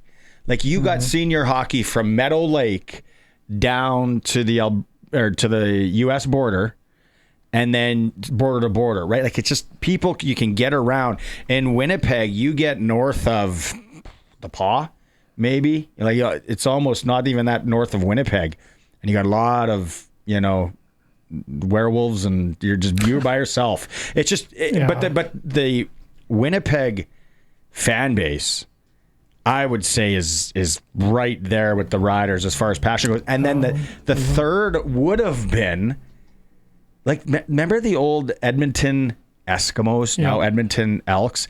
Like that fan base used to be tremendous, so passionate. Which I think they can come back. Connor McDavid doesn't help, but I think there's certainly lots of hope for the Elks. But the Bombers and Roughriders have the 2 best fan bases in the CFL. There's no doubt about it. I wanted to talk about when did this all start, Barney, and ended up, or do I have time? And how did it end up? Go nuts. Winning a Grey Cup in 2025. And I'm sorry Luke couldn't join us. Luke's not being able to join now. He messed up the time change. He's in Alberta. Oh, okay. And he's been an extremely busy guy. Maybe we'll track him down tomorrow. Tomorrow we're already loaded. Rod Smith coming on. We got Huskie stuff. But go ahead. I would have liked to have talked to Luke about this, but maybe another time. But this all started after the 23 season. This all started that ended up where we are now. And it started with a tough 22-23 season. During the 23 season, Rough Rider president and CEO Craig Reynolds, who has now joined Jim Hobson in that same position of having won a Grey Cup, and congratulations to Craig. And I'm sure he was thinking of Jim at some point after the team won the Grey Cup, but he did not re-up any contracts for the head coach Craig Dickinson or for the general manager Jeremy O'Day. He wanted to see how things ended in 23, and both were dangling in the wind. After much thought, gut-wrenching thought, Craig decided they needed a new head coach. They had to move on. He also realized that the team had catastrophic injuries in 22-23, added everything up, and he decided to re-up Jeremy O'Day as general manager. Jeremy O'Day got 3 years because whoever they're going to select as a head coach, he was going to be a top candidate. They had to offer him 3 years as well, so it would match. Jeremy O'Day, one of the first things he did as the general manager going into the 21st season was hire Corey Mace as the head coach. And we know what's happened since. Last year, When they won a home playoff game, lost the Western Final this year, they win the Grey Cup. I have to do a shout out to Craig Reynolds. Craig Reynolds, under much duress, at the end of the 23 season, kept Jeremy O'Day. And now Jeremy O'Day is one of the best tandems as a GM coach, along with Corey Mace, that there is in the league. The other being Danny Machocha, Jason Moss, and Kyle Walters and Mike O'Shea. Those are probably the three tandems as general manager, head coaches. But Craig Reynolds made that call after the 23 season. Yeah, 2 years later, Barney, they win the Grey Cup. Who's giving Craig Reynolds any credit for that? I haven't heard any. But he made that gutsy call that a lot of people didn't agree with, and he was right. He was right about Jeremy O'Day. And 2 days ago, we saw the result. So that's the genesis of what's happened in the last couple of years with the Roughriders. And I also think I'd go as far as to say right now the commissioner, Stuart Johnson, is making some gutsy calls. And I also think he's going to end up looking good in the end with what he's doing. The Craig Reynolds thing, and I totally agree. That guy, you're in a no-win situation almost with him and what he did. And you asked, who's celebrating. I think all of us are tip our hat on what he did, because you explain it very well there. Everybody at Willie's Tavern in Foam Lake definitely celebrating home of Craig Reynolds. But that 22-23 season, which isn't that long ago. No, it's not. And I said this back in the summertime when we were doing the show, and I'm like, can we, or maybe it was around when they re-upped O'Day and Reynolds. I think we had someone say, can they win something first? And I said, happy now? And I said, can we go back to 2022 and 2023? There were some dark days there. And I didn't know, as an outsider that from the actual team, I didn't know whether Craig Reynolds was making the right decision to keep O'Day or not. A lot of people wanted a cleaning of house. I wasn't so sure that wasn't the right thing. I didn't know, but Craig Reynolds was on the inside. He took his time, and he made the right call. Jeremy O'Day continues to improve every year that he's been the general manager of this team, because he's now very experienced, and he hired a great head coach. He could have hired two or three other very top-notch coaches in this league, but he hired Corey Mace, and the rest is history. And now we have 5 Grey Cups. The other thing on the O'Day, and maybe I'll get a chance to talk to him here now that it's the off season. Oh, I hope so. He's a tough interview. He's guarded for sure, but the work that he's put in, and I remember when our offensive line was starting to get decimated again by injuries, right? And then the Canadian talent that we have on this team, and the Canadian talent that we have coming, Hundaby, Weeb, Mims. We are in a really good spot. And don't get me wrong, I think Calgary is going to make some things happen. They're going to be tough next year. BC is going to be obviously tough next year. Winnipeg, I don't know. If there was one team that I would maybe say I'm not too worried about, sorry, Winnipeg fans, it's Winnipeg. In Edmonton, but everyone's going to get better too. Everyone's going to come. But then the point I bring up to Arash, every year is difficult. And you bring it. I brought up to Arash. I'm like, how many is there? Maybe 2? Is there 3, 4 guys out there that are already getting text messages from guys that were tarpless at the legislature holding the Grey Cup today, saying, "Hey, what are you thinking next year? We could have a spot open on whatever position you play," because what they got going here, and if they are going to run it back, and all those coaches are coming back for the most part, and you got the fan base, and you got the facilities, marketing money, I love where we're at. And Harris coming back now is Jake Mayer. Is he the second? There's a big question, Jake Mayer, that you just brought up.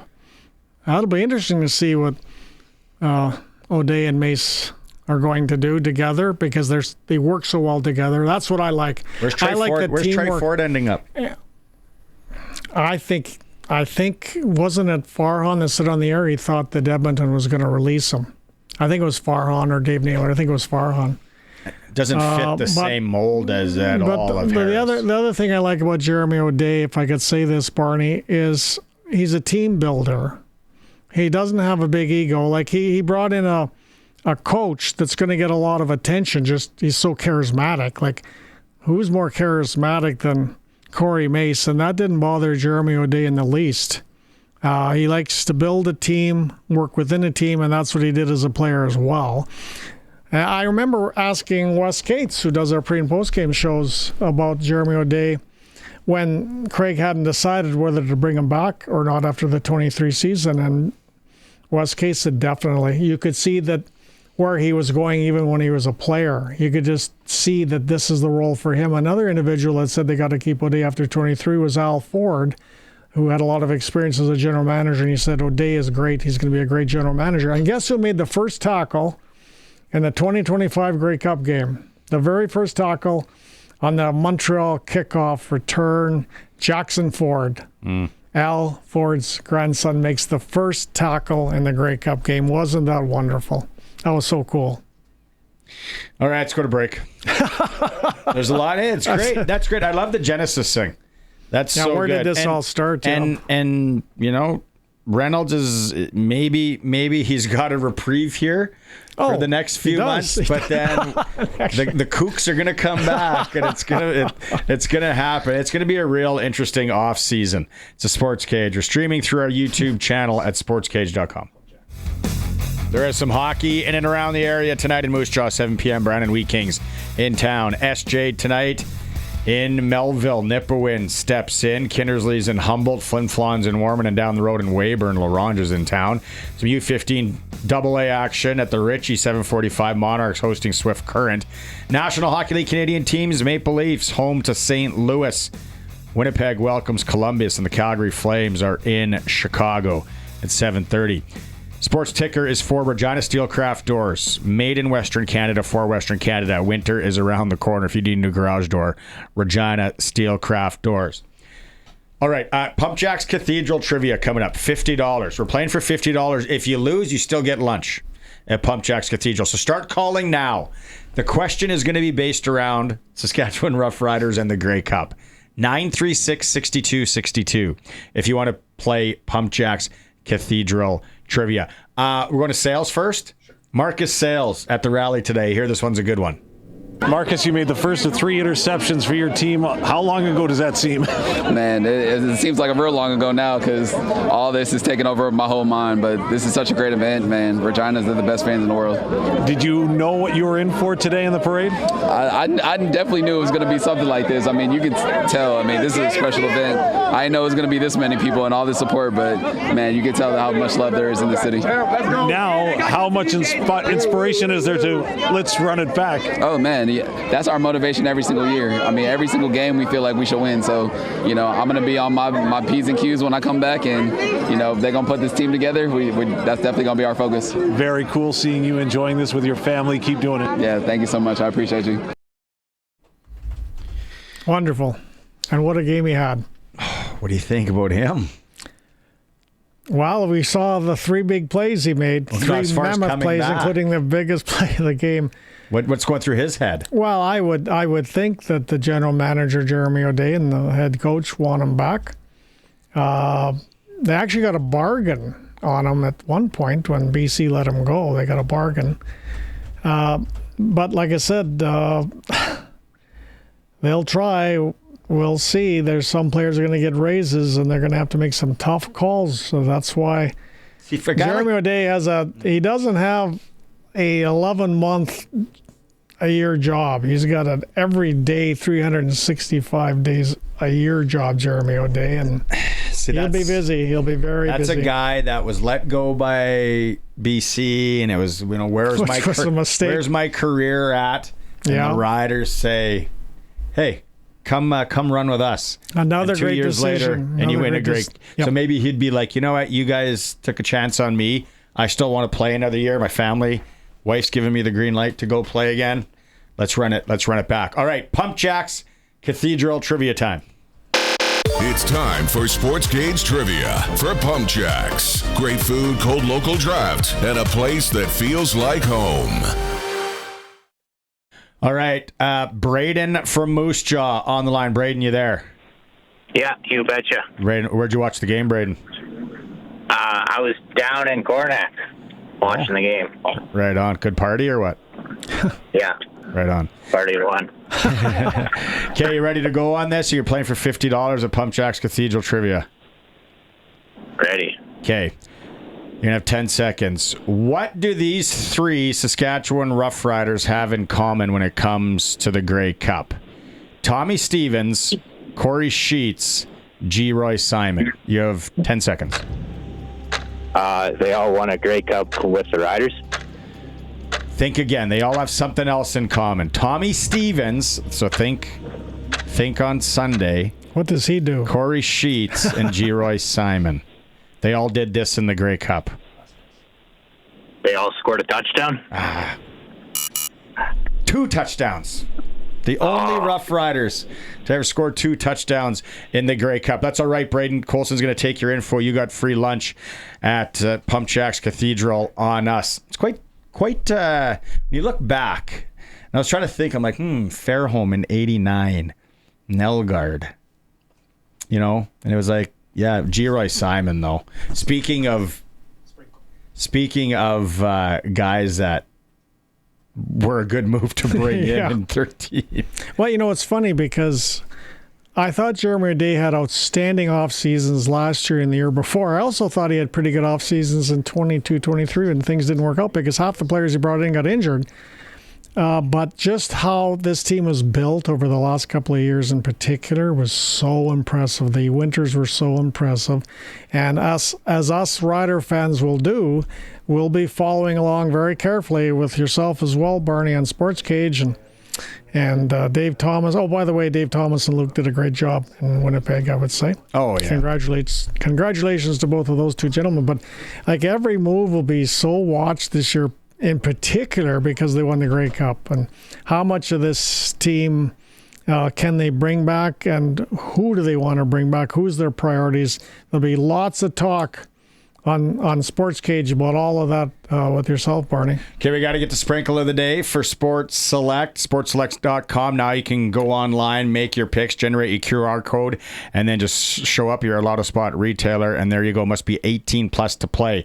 Tonight, my sprinkle of the day, a little 2-game parlay.